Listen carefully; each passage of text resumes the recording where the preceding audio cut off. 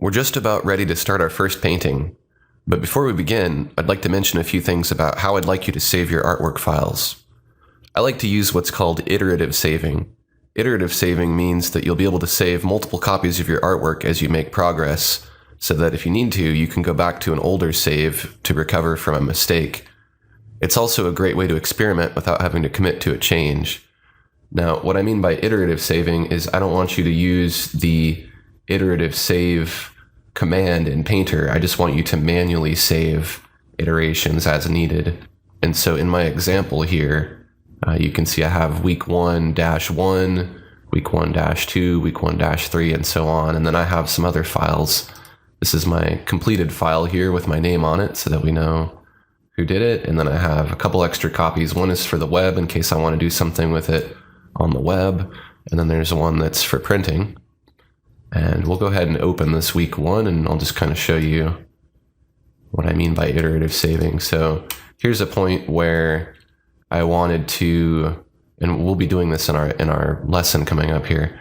I wanted to merge the sky and the clouds layers together so that I could blend them. And this is a good point to save because I might decide that after I've already dropped all these layers, maybe I, for some reason, I'm not happy with the results I get later, so I want to go back to this version before the layers are dropped, and of course I can. If I open a copy that's a little bit further down the line,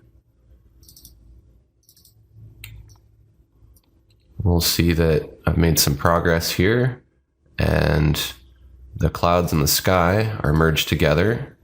And I was happy with those results, so I went ahead and worked a little more on it, and then I saved another copy.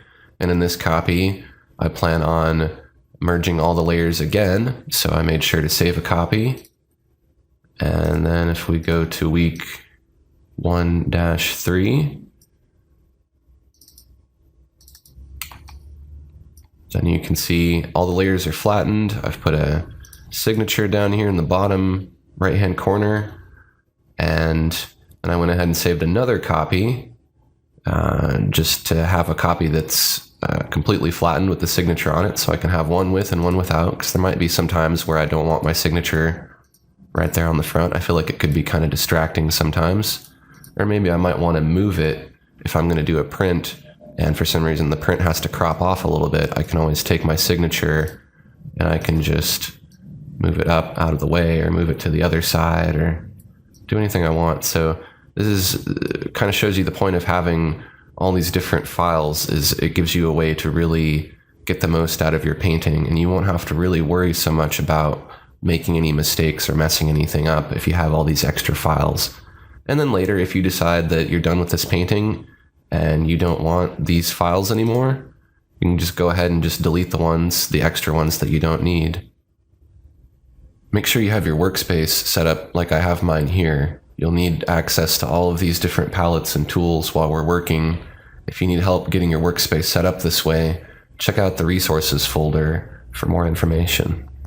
So the first thing we're going to do is we want to load our sample image into our reference image palette. So you'll do that with this. We'll open reference image button and you'll select the week 1 image, and then you'll have a good idea of what we're going to be trying to achieve here. And the next thing that we'll do is we will choose a canvas size and create a canvas. So we'll go to New from the File menu, and we have some options here. If you're unfamiliar with resolution and image dimensions, you can check out my resource video on that. We're going to use these settings here. We'll set the resolution first to 300, because that's a good resolution for printing. And then we'll set the measurement to inches, and then we'll do it 10 inches wide by 8 inches tall. And just make sure that your paper color and paper texture just set to their default there. And if you want to, you can name it. Let's use a good naming system here. I'm going to call it Aaron Rutten Week 1-1, because we're going to be doing iterative saving. So this will be the first of this, and we'll go to OK. And then I'm just going to make sure that it's full screen by double clicking there on the window. And then we'll just go ahead and save it. So I'm going to do a save as, and you want to make a folder for all of your artwork. And then within that folder, go ahead and make a folder for each week. So this will be week 1. So inside of that week 1 folder, I'm just going to go ahead and save this. And it's up to you if you want to save it as a RIF or a PSD, but you want to use either one of these formats. Don't use any of the other formats or you might lose your layers. If you're uncertain, just use RIF. I find that occasionally there can be some issues when you start to get a lot of layers going. Things can get kind of buggy and Photoshop works a little bit better, but there are some incompatibilities with the Photoshop format and with some of Painter's features. So you'll have to check out my resource videos for more information on that. But I'm going to go ahead and choose PSD for this particular project. And I'm going to click Save. And there you go. So we've got this 8x10 canvas now, and we can print this on an 8x10 piece of paper and it'll look really nice. And the goal is going to be that at the end of this class, when we have this painting completed, you're going to have a print version of this and you're going to have a web version. And then that way you'll be able to do pretty much anything you want with this painting. Okay, so let's start doing some actual painting here. First thing we'll do is we'll start with the sky. So we'll create a new layer and let's call it sky.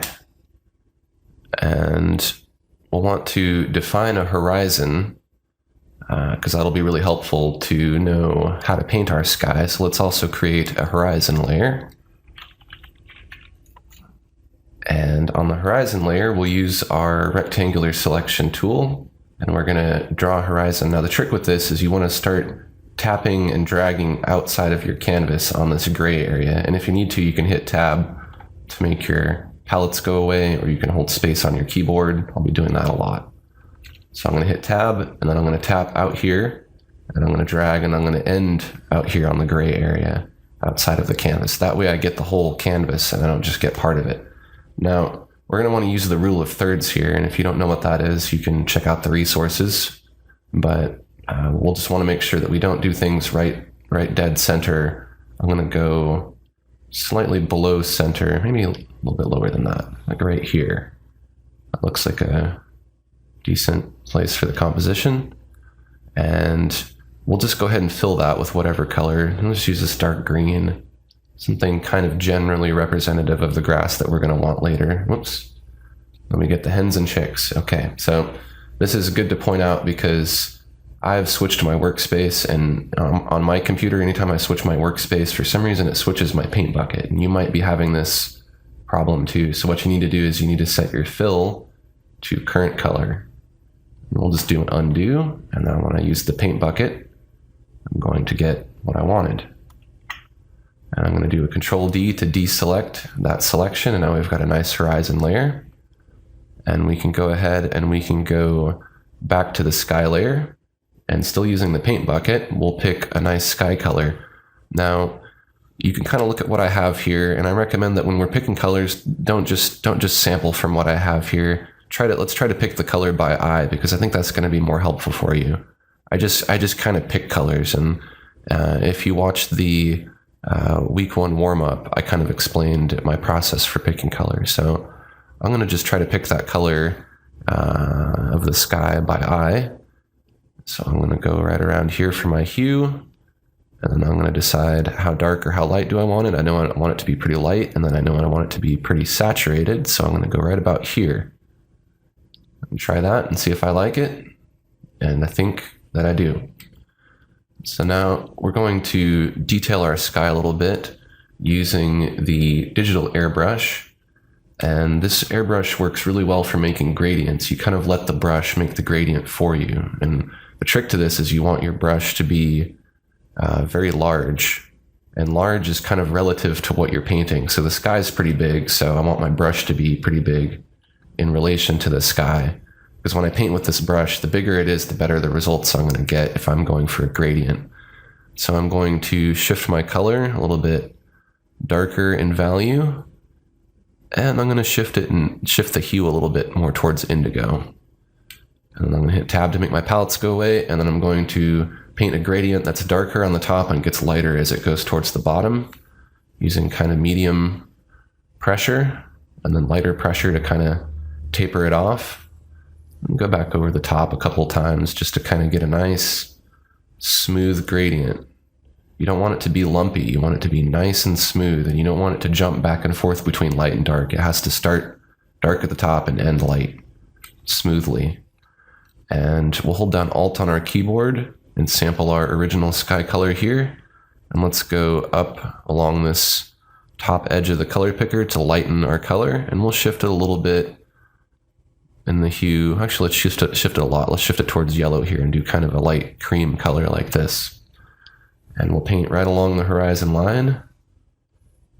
Light pressure to do another gradient.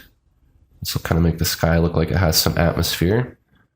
You can really do whatever colors you want, as much as you want. But we're going to go for a daylight sky here, so try to keep it kind of like what I have here. And then this particular brush has a habit of leaving some kind of little digital speckles, which don't always look so good, and you might not be able to see them on my screen, but maybe you can on yours. So to smooth those out, we're going to use this diffuse blur blender, and you'll want to have the settings that I have here, and we'll go ahead and blend using circular strokes. You don't really have to go over the whole sky. You want to stay away from the edges if you can help it, because you might pull in some of your white from the background. It's going to be a bit of a quirk that we're going to have to deal with. There's not really much of an easy way to fix it, so try not to blend right on your edge or from the outside of your canvas in. Just avoid the edge, and if you need to use a small brush to get in there and do it, you can, but you don't really have to blend this too much, just enough so there aren't going to be any of those little speckles from the brush, and then everything's nice and smooth. The next thing that we'll do, now that we have our sky, is we'll make a layer for clouds.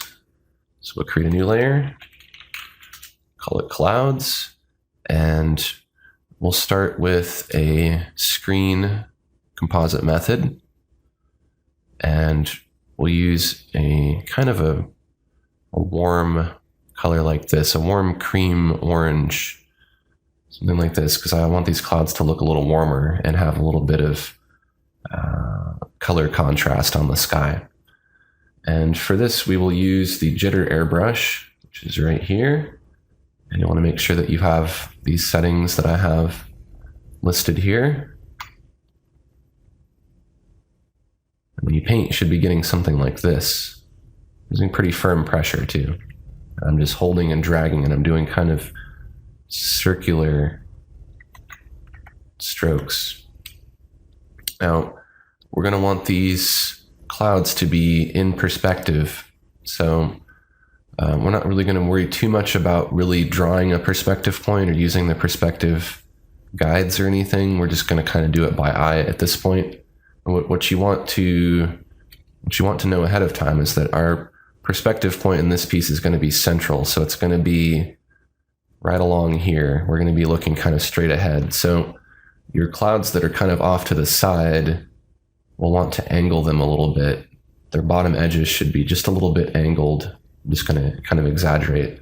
Clouds that are straight on can be kind of straight on, and then the clouds that are over here should be kind of angled inward.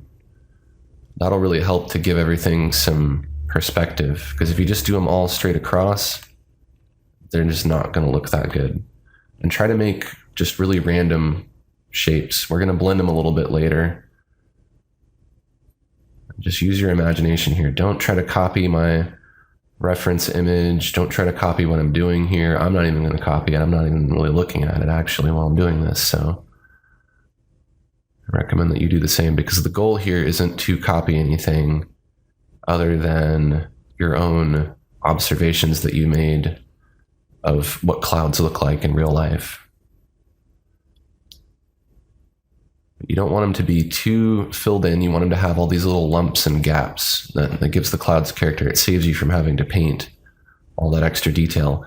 The clouds that are in the foreground, which is up here, should be bigger and broader.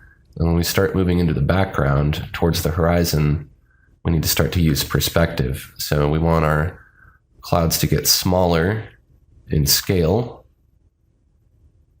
like so. We also want them to start getting a little more squashed, stretched. When you get near the horizon, you can really start to go kind of more level. You don't have to really do the angular thing so much. That's really more important for these foreground clouds. I think I got something like that I like. Give this a little bit more here. And then we'll just zoom out just to get a feel for how the whole thing looks. And I think that looks pretty good. So now we'll blend the clouds a little bit, and we'll use the coarse oily blender. Now, this brush is going to react differently depending on a lot of different factors. Your grain setting, your opacity, the size of your brush, the paper texture that you've chosen, and then the paper scale and the paper contrast. So you'll really probably have to just play around with these until you get the result you want. You'll also want to look in your advanced brush controls here, because there's also one more setting called static bristle, and you can play around with this thickness and clumpiness and get some different results there. Let's switch our paper to basic paper, and let's use these settings that I have here and set your brush to what I have here, and let's check out the results we get. This brush now really kind of smudges and pulls more. If we turn the opacity down very low, we get a slightly different result. So what we're going to want to do is we're going to want to turn the grain and the opacity down pretty low to where we get something like this. See how it's kind of just fluffing the cloud a little bit. It's not really stretching it too much and making it too jagged or too weird. You really got to play with these settings and fine tune them on your end. But you should be getting something kind of like this, where you can kind of push and pull and kind of stir up the clouds. Make some nice cloud shapes. If you pull the sky color in, you can kind of use it to your advantage to make different edges and imply shadows and things. You want to have the top edge of the cloud have the most character, and then just kind of leave the bottom edge alone. Don't really worry about it too much. I'm gonna hit tab and make my palettes go away, and just have fun with these shapes. Try to make them as unique as you can and as random as you can. You can kind of go for whatever style you want. If you want a kind of stormy, windswept style, you can do that. If you want them to be a little more clumpy, like cumulus clouds, you can do that too. These are going to kind of be the wispier kind. And the background clouds, don't worry about them too much, because they should have a little less detail and character since they're so far away. You're not really going to be able to focus on them as much. And in this particular piece, we're not really going to worry about overlapping clouds. If you want, you can go ahead and give that a try. But with this screen layer, if you end up using multiple layers, they don't really blend very well. So this tends to work better when you just have clouds that are kind of they each have their own space. They're not overlapping. So we'll play around with these settings a little bit more. Let's turn our opacity up, and let's zoom into these clouds a little bit closer. And we'll use a smaller brush. We'll just kind of refine the edges a little bit more, give it some more character. I'm using these kind of winding clockwise strokes. And then we'll zoom back out and see if we like what we got here.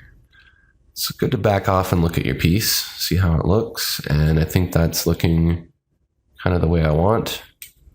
Now we want to add a little bit of shadows to our clouds here. You don't have to. You can certainly stick with what you have here, but in this particular piece, I think we want to add a little bit of shadow. So what we're going to do is we're going to use the select layer content trick by right-clicking on the clouds layer. We're going to go to select layer content. That'll put a selection around the clouds. We'll create a new layer. The selection moves to that new layer, and we'll make that layer a multiply composite method. We'll call it clouds shadow. And let's do a Ctrl Shift H to hide our selection. And then we'll choose the digital airbrush. And the color that we're going to want for our cloud shadows is going to be the color from the sky or the color from the ground, or a little bit of both, whatever would be reflecting back onto the underside of the clouds. So let's just sample our sky color up here because we're not sure what our ground color is going to be exactly yet. And let's just shift it in hue a little bit towards teal here. And let's also desaturate it a little bit and make it a little bit darker. So maybe we get kind of a green gray like that. Let's paint and let's see. I think that's a good color. So you want to just put your shadows along the bottom edge of your clouds. You're probably going to have more on your foreground clouds than you will on your background clouds. Don't mind this little fringe thing that you're getting. This is also another one of these quirks that we're going to have to just deal with and manage later. We'll get rid of all that, blend it away, and won't be there anymore. So just pretend it's not there for now. So there we go. Our clouds have a little bit of character. And if you want to blend some of that shadow color, you can using the coarse oily blender. Same way that you made the cloud shapes there. Kind of push away or pull in some of this shadow color. That looks good. And then you can play with the opacity as well to kind of make it a little more subtle. Something like that will work. Now at this point, we're going to do an iterative save. So let's go to File, Save As, and let's save it as -2. And go to Save. And don't worry about this. This is going to pop up anytime you have a selection active. Our selection's still active. As you can see, if we do Control-Shift-H here, our selection comes back, and I can hide it again. So we don't need our selection active anymore. So let's just do a Control-D to deselect. We can do Select None from the Select menu. And we did an iterative save because we're going to merge our cloud shadows, our clouds, and our sky layer together. So hold Shift after you've clicked on the cloud shadow layer, and then click on sky to get all three of these layers selected. And then you can do a Control E, or you can do collapse layers from this little menu here. And now our layers are merged. Let's go ahead and rename it. So let's call it Clouds plus Sky. So now we have at least some indicator of these layers now having been fused together. And we'll use the diffuse blur brush to go ahead and blend them a little bit. I'll just zoom in so you can see what I'm doing better. What we want to do is we want to get rid of any of this white fringe that happened when we added the shadows. So you'll see there's kind of a light edge along the bottom of all these clouds. We don't want that there. We want that to go away. So use pretty firm pressure with this brush to just blend it away. Doesn't take much. It helps to kind of blend the bottom of the clouds anyways to make them blend into the sky a little bit better.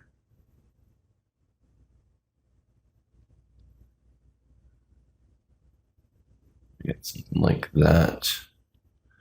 And then what you want to do is you want to use a bigger brush, something about this size. And you want to use really light pressure now with the same brush to just kind of blend these clouds a little bit.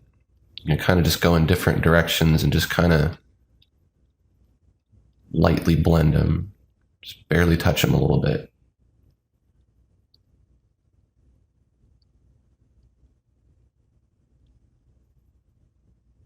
Just kind of softens them, makes them look more distant.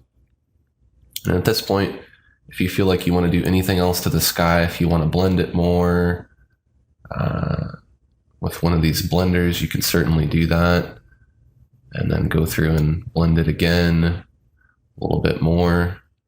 You kind of want to really play around with these different settings on this brush because you can get all kinds of different clouds.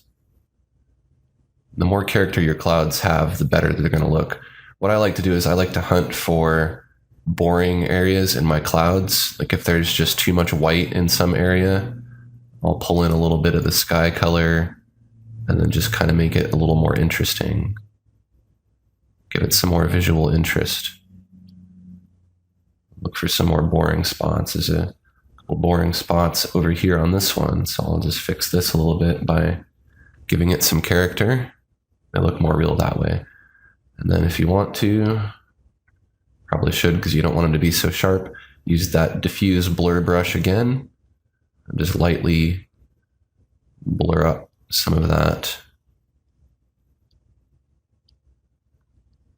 You can also use these distortion brushes, the Distorto and Hurricane and Turbulence. Those will give you some pretty cool effects. I'm not going to go into too much detail on that. You could see here, really get some cool results. You got to watch out when you go into your sky here. Not to mess with it too much, but you can get some really cool fractal shapes there. So I think that will work for our clouds. Now let's start adding some detail to the grass. Let's change the name of the horizon layer to Field, and let's turn on Preserve Transparency.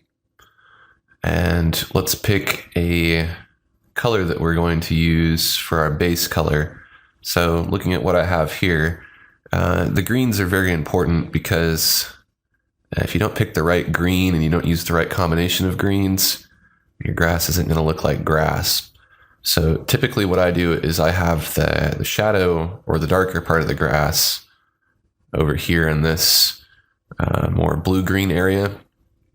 And then the highlights are typically more in this yellow-green. And my grass is generally kind of bearing more towards this side, which makes it look more like this particular type of grass. But there's lots of different kinds of grass that are different colors, and you can experiment with that. But the important thing is to get it right. So we're going to go with a color, maybe something like this, and we'll use the paint bucket. Go ahead and fill it. I think I like that color for a base color.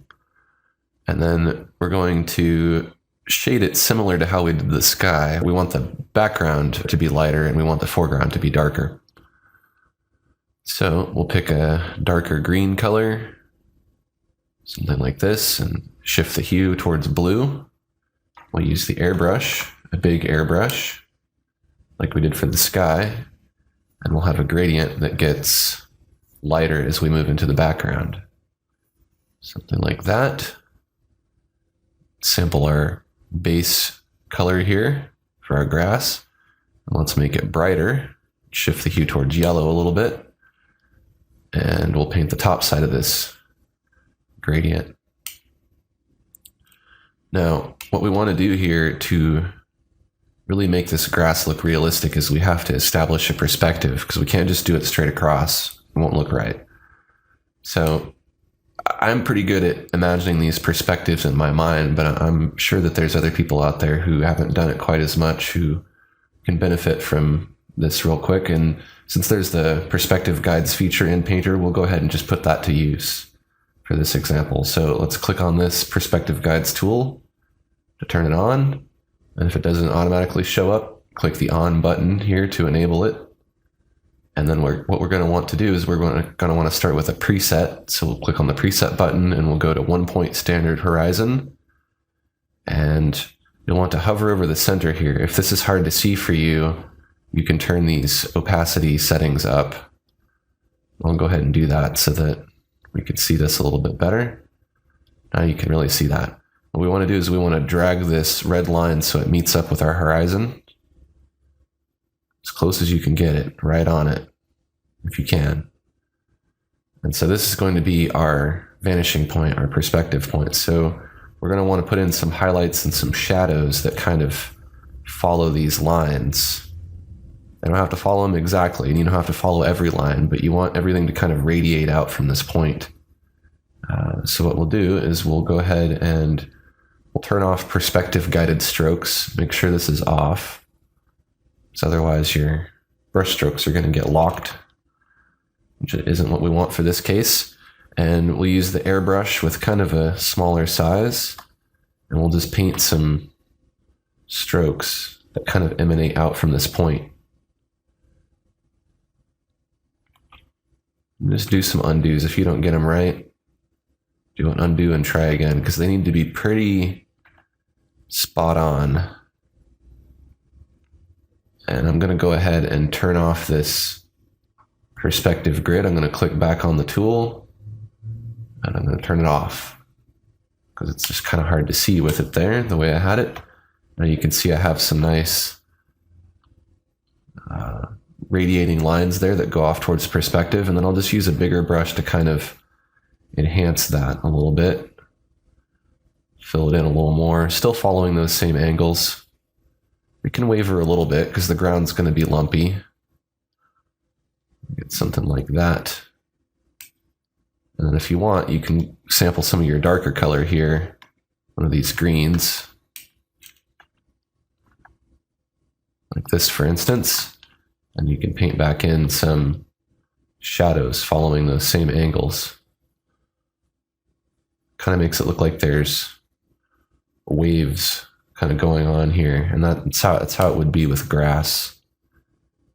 You don't want a natural field to look like it's a lawn that's been mowed where everything is all perfectly level. This grass is going to have varying length, and the wind is going to cause the grass to kind of separate, as would the contour of the land.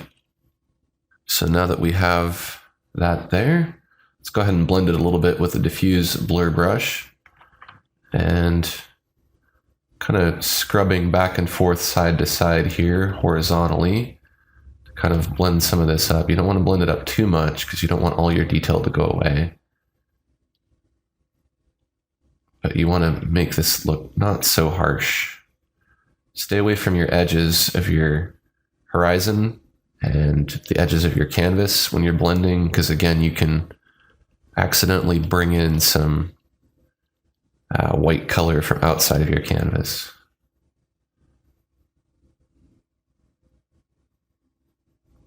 Using pretty firm pressure and these winding circular strokes. Really want to blend this up.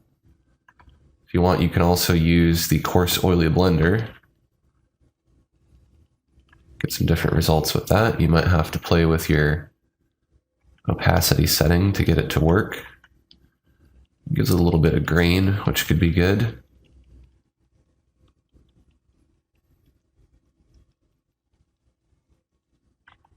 And then I'll blend it a little bit more with the diffuse blur.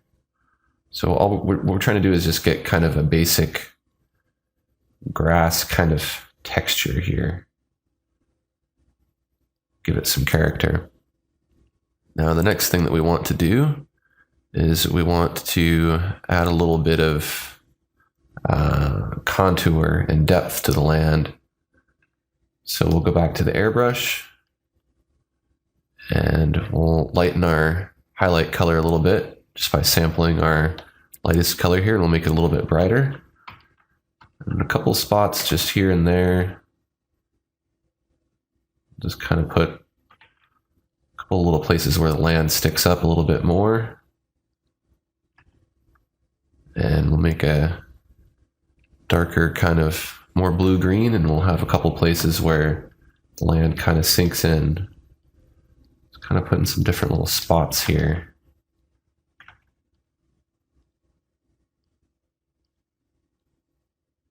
Something like that.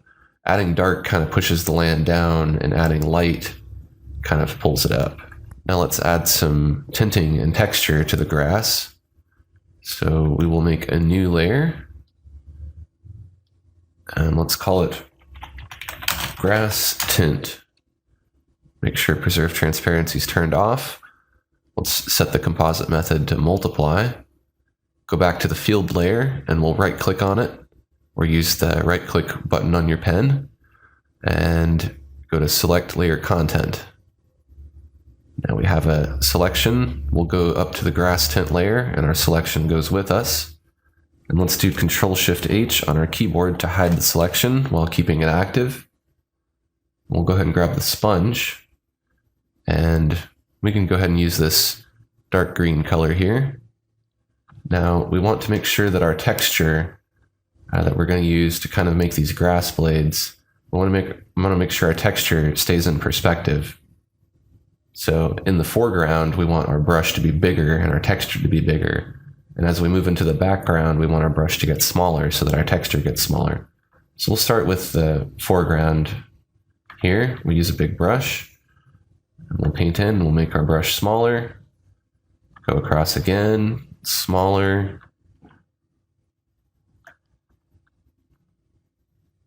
At a certain point, once you get into the background, you don't have to really go too small with it. Make it something like that. Now, if you find occasionally this might happen, even if you have your selection active, somehow it might just be a bug in Painter. You could paint outside of it. If that happens, just get your eraser and try to erase it, and then it doesn't erase. So what you'll have to do is you'll have to do Ctrl D to deselect, then you'll be able to erase it. Next, we'll blend this a little bit to give an effect of creating a lot of little grass blades without having to draw them all individually. And so to do that, we'll want to make sure our selection is deselected by doing Ctrl D or select none. And then we'll go ahead and blend a little bit. We'll use the diffuse blur blender, and near the horizon, we'll blend lightly, because if we blend too hard, it would kind of erase our texture. We don't want to do that. We'll blend lightly, horizontally, straight across, right near the horizon. Don't go down any further than that, though. Now, beyond that point, we'll do little short vertical strokes. You can angle them a little bit if you want, but try to keep them pretty vertical. Otherwise, your grass will look like it's getting blown by the wind. I'm just doing short little strokes. Pretty light pressure still. And see what this is doing is this is really giving the impression that there's a lot of grass blades sticking out. There's many ways to paint grass. This is just one, but it works really well for getting a big field of grass really quickly. We'll add a little more detail to it to really make it stand out. I started going down rather than up because I want to make sure that I don't paint outside my canvas. We get something like that, we're looking good. Now we can play with the opacity of this layer and reduce it until we get a more subtle blend. I think we want something like that for this piece. And then let's add another layer. Let's call it Grass Tint 2. This will be another layer of tinting that we'll put on this layer. So we'll get our selection back for the field by selecting it and then right-clicking on it and going to Select Layer Content. Do a Ctrl-Shift-H on your keyboard to hide the selection. And let's put in some different colors for dead grass and dirt and different things. We'll pick like a kind of tan orange color like this.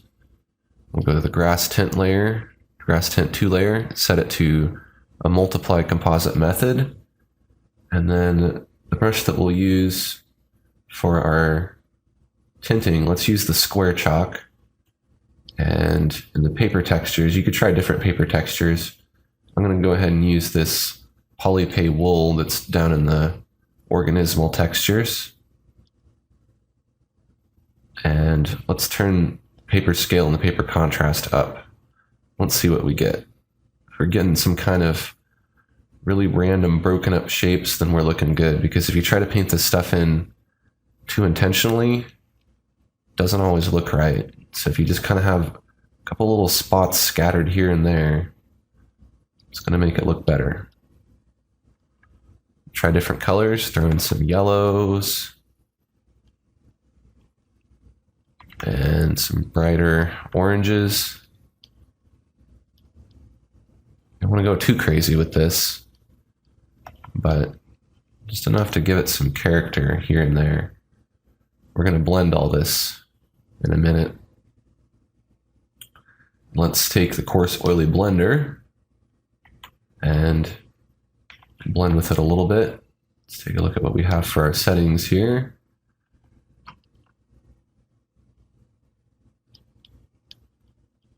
I'm going to kind of blend it in a couple places, not everywhere, just to kind of break it up so it's not so sharp. Something like that. And let's use the diffuse blur to blend it some more.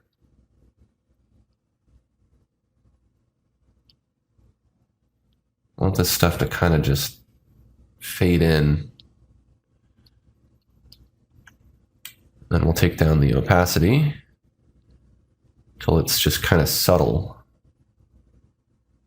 Isn't something that really needs to stand out. You just want to have a couple different little points of interest in here that could be dead grass or different kinds of plants. Who knows what it is? It doesn't really need to stand out. It'll just kind of be there as background material. Now let's add some details to the grass. So we'll create a new layer. Let's call it grass blades. We're going to draw a few individual grass blades. So we'll zoom in a little bit so we can see our canvas closer. And we'll use the detail oils brush with a very fine tip. And we'll sample our lighter grass color here. And we'll lighten it just a little bit more than that. Let's see what we get here.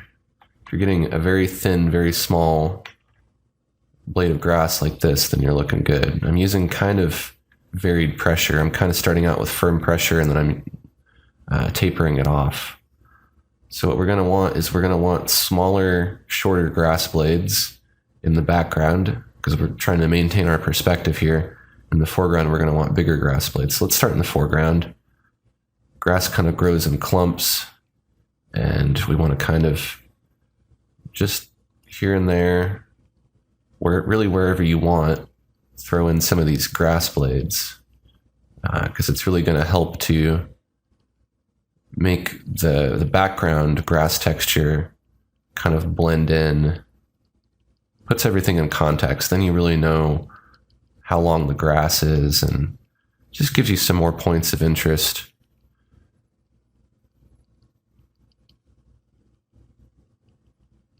I'm going to do this as much as you want, wherever you want. I'm not going to spend forever doing it in this example. You can look at my finished piece where I spent more time on it to get a feel for how much I want you to do. I'm kind of concentrating these lighter grass blades mostly in areas that are already kind of light, but you can also do them in the dark areas too. They'll really stand out. And if you want, you can do some dark grass blades. I'll just sample one of these dark green colors, something like this. You can put in some dark grass blades. I wouldn't do that many of these because grass is going to be mostly light in this particular piece. It doesn't hurt to throw it in here and there. This could also be little twigs. If you wanted to put a little tree thing out here, you could do that. Have some little thing growing. The more of this you do, the better it's going to look. I think that's okay for now. You can continue adding more later if you want. Now let's add in a light source, which in this painting will be the sun. Let's zoom out so we can see our sky a little bit better. And let's make a new layer above the clouds and sky layer, and let's call it sun. Now, the easiest way to make a sun is to use the glow brush. That's right here. And the best way to use the glow brush is with a screen layer or a screen composite method. So we'll set our composite method to screen, and then we want to think about what color we want for our halo or corona around the sun. I want that to be kind of a pale gold. So I'm going to pick a kind of desaturated brown. If you're unsure of how to use this brush, it kind of has a very specific way of working. So you'll have to watch one of my reference videos to get a feel for that. But for now, just kind of pick this color here and we'll go with that. And we'll use a pretty big brush, kind of like we do with the airbrush. And we can have our sun coming from anywhere. Let's go ahead and just keep it on the right side for this piece. And the diameter of your brush is going to determine the radius of your halo. So try to make it about that size, maybe a little bit bigger, and just do a tight little circle. Actually, we have to to deselect our selection. It's good to forget this sometimes because it reminds you that it's happened. If your selection's still active, you're not able to paint anywhere else other than in the selection, even if you're on a new layer, which is usually what you want. But in this case, I don't want that to happen. So I need to do a Ctrl D to deselect my selection. Now I can paint wherever I want. So I'm going to do a tight little circle here to put in a sun. Make my brush a little bit smaller, and I'm going to do another little tight circle. And if I want to add some more corona to it, I can pick a dark red-orange like this and use a really big brush and kind of wiggle around, and if I get something I like, I'll stick with it. You could also pull some little rays off of it if you want to. I think in this case, I'll just leave it like it is.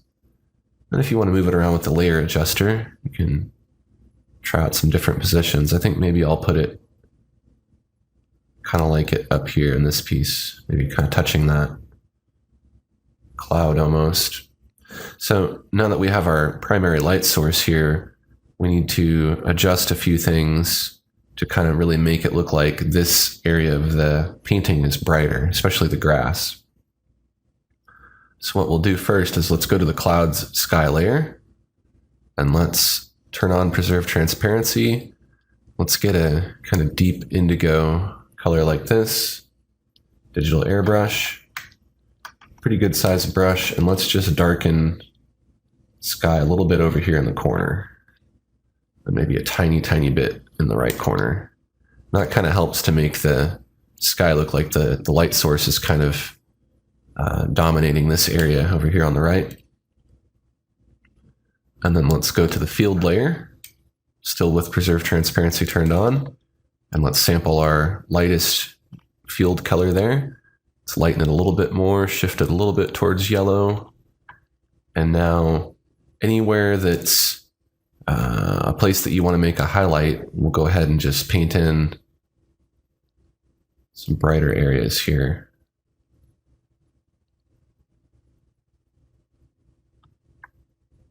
It doesn't have to be everywhere, but you kind of want the right side of the painting to be a little bit brighter overall. And we can darken the left side a little bit. Let's use one kind of blue-green, dark blue-green color. Let's just darken it just a little bit. Now we're kind of drawing focus over to one side. Something like that works pretty well. And then let's put a few things in the background, maybe some hills or some kind of visual interest, so there's not just this epic distant horizon here. So let's go to the cloud sky layer, add a new layer. We'll call it horizon details. Well, this could be anything. This could be distant trees, houses, mountains, hills, anything you want. Let's go ahead and put in some mountains first. So let's just use the digital airbrush. Let's sample this indigo color up here in the sky. It's kind of medium dark blue. Let's just shift it, make it a little more gray. Maybe shift it towards cyan just a little bit and get a color that is kind of like this. I think that works pretty well. Make sure preserve transparency is not turned on. And I'm kind of scrubbing back and forth horizontally here. Just kind of scrub in something that looks kind of like distant hills or a mountain range or something. You want it to just kind of be really soft. Something like that will work. And then we'll turn on preserve transparency. And let's take a brown color like this. And on the side that's underneath the sun, just kind of tint it slightly brown. That'll give it a little bit of character. And then let's use a light kind of cream white color to just kind of paint right along the edge very lightly to kind of separate this from the foreground. And then we'll play with the opacity just to kind of set it back. So we want this to be really distant and really subtle, nothing that stands out too much. And let's make one more layer. I'm going to make some distant houses in this because I feel like that gives it some interest. Turn off preserve transparency. You can take whichever colors you want. I'm going to use a scratch board tool, and I'm just going to put some little dots of things out here. Who knows what this is? This could be houses. Could be trees. Who knows? Some little sticks that stand up. I'll zoom in here so you can really see what I'm doing. It's just going to be subtle stuff. We'll use a little bit of white on part of it. Something like that. Throw in a little spot of red maybe. That stuff's just barely going to show up there, and I think it gives it helps it really achieve that there's distance there. And maybe this is a farm or something, and you're out in the country. Puts it in context, and that's always good. Now the last thing that we'll do is we'll add a layer for a vignette, and I think a vignette's a nice finishing touch for just kind of bringing the piece together. We're going to make it a multiply composite method, and we'll use a deep blue like this, pretty good sized airbrush, and you'll want to vignette on the side that doesn't have your sun, because we don't want to try to put dark on top of light. It's going to obscure our sun, and it's not going to look right. So we're kind of drawing the focus into the center of the piece now by doing this. And you can do this as much as you want and make it more or less dramatic. I'm going to kind of go there, and then we can back it down a little bit so that it doesn't stick out so much. And we got something like that. So now at this point, we're going to save a copy again, an iterative save. So we're going to go to save as, go -3. And then we're going to, this is going to kind of be the, more or less the point of no return. We're going to flatten all our layers down to one layer. So we'll go to layers and drop all. And we're doing this because we're going to want to blend some things together. When you try to blend layers that are separate, you end up with this white fringe that I don't like, and it's hard to get rid of, and it kind of ruins everything. So if you flatten everything down to one layer, once you're done working on the layers, you can go ahead and blend it without having to worry about that problem. So I like to use the blur brush. That really helps a lot to set things back. I want to make sure that you don't have anything selected by doing a Ctrl D, and go ahead and start painting. You'll see that as you paint along this horizon, if you kind of scrub back and forth horizontally, blur it up, houses get blurred. You can also use the diffuse blur, but try not to really stir it up too much because it'll ruin the effect of the distance. You probably don't want to use it on the houses. And you may want to blur your grass here in the foreground a little bit, just so it's not so sharp.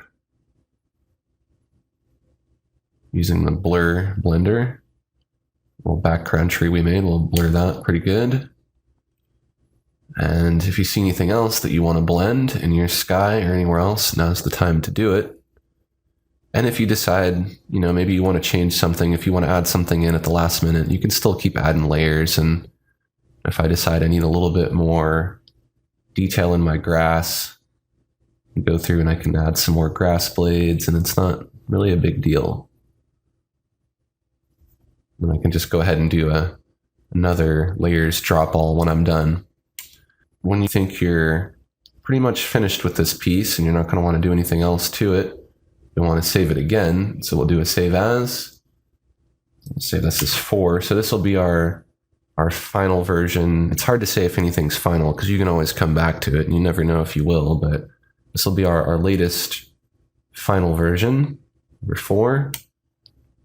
And let's put a signature on it. So we'll make a new layer, call it signature, and we'll use the scratchboard tool for this. You want a pretty small diameter brush, and you can really just use whatever color you want. You can sample a color from your sky maybe if you want to. And I just like to do my initials because I don't usually really sign things, but I know some people like to. I find it's kind of distracting, but sometimes I do sign it. And you can move it around, of course, if you want. If you want to try out different locations, usually just do it down in the corner for my signature. And if I'm unhappy with the color, I'll turn on preserve transparency and maybe sample a different color like this green, or maybe a green that blends in a little bit better. And then the signature's there, but it doesn't really have to stand out.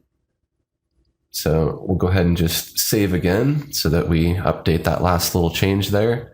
And then now if you decide you want to print this without your signature, or maybe you need to move your signature up because you're going to crop this or something and make a smaller print, you can do that. You can just turn it off and save another copy.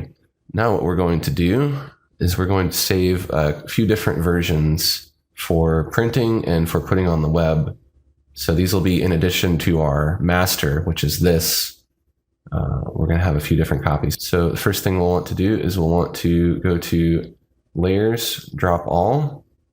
We'll go to File, Save As. And this will be our print version. So let's save it as a TIFF because TIFF works really well for printing. What's important is that you don't try to save a TIFF with layers because it just doesn't always work out very well. And let's just call this, we'll erase the number there and we'll just call it print so that we know that this is the print version. And we can leave these 2 settings checked here and we'll go to save. So now this will be the version that we print from. If you wanted to order a print online, you just upload this. If for some reason your printer requires you to have a JPEG, you can also save as a JPEG if you need to.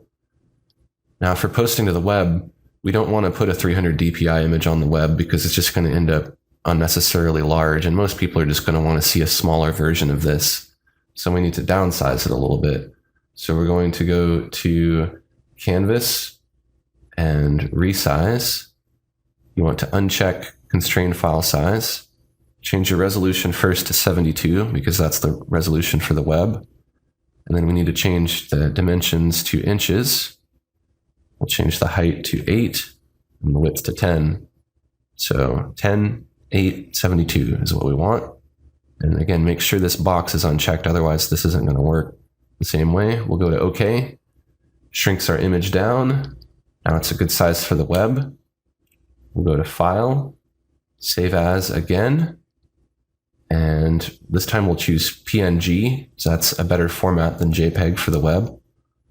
And let's call this Web. So now we know what this is. If you have to use JPEG, go ahead and do that, but PNG will work better.